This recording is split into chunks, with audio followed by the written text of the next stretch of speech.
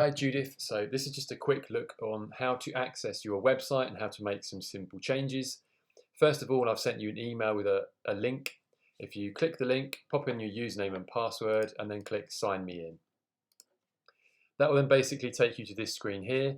Ignore any information over the right about payment. I'm not really sure why that shows up. There's nothing obviously to pay on this account, so just ignore that. On the left hand side here, you come over to websites and click that. Then you'll see a little preview of your website, and then below that you have edit website, so click on that. That will then basically load Bramble up, which is what the site has been designed and built with. You're then accessing the live site, so just be wary that any changes you make here and publish will then be live online. So I will just show you in a minute a way to sort of experiment and have a play without causing any damage, but for now I'll just show you around Bramble and how it works. So the first thing is it will load up your home page. You'll see lots of weird symbols and sliders repeating. Ignore all of that. That's just how it's set up for different devices like tablets and phones. So just ignore all of that and scroll past it.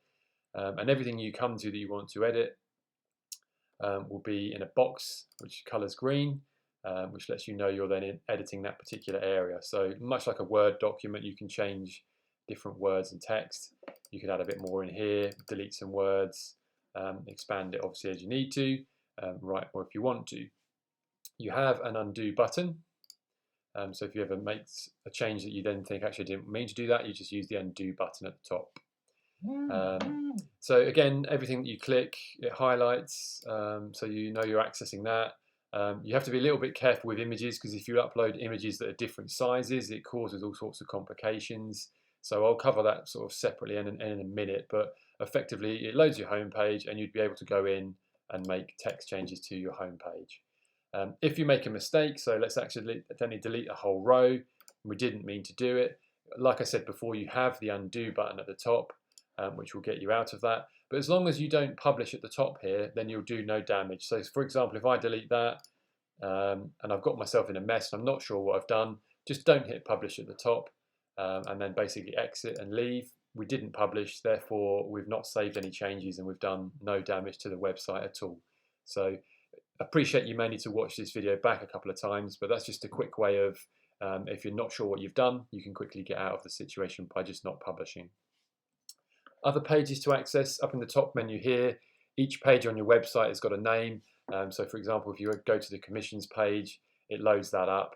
And again, you would be able to go in and make any text changes you want. If you make a text change and you're happy, then obviously you use the green publish change button at the top, and then it goes live on the website around about a minute later.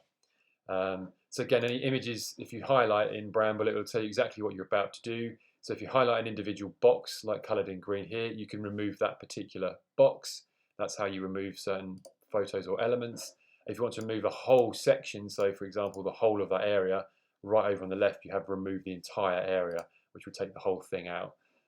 So that's just a quick sort of summary of what you're doing. That will just, the little box that highlights here, you delete the actual box itself, and right over the left hand side you're deleting the entire area with all the elements contained within it. You can also reposition things, so you have a move facility, you just drag and you move, so you can move the order of things, and again you could go in and put different descriptions or make alterations within there. So that's sort of how you do some basic changes. And again, I won't save what I've done to that page, I'll just leave without publishing, and that page is then saved. Images are a little bit more tricky. You do need to have some kind of control over the size of the images that you're uploading.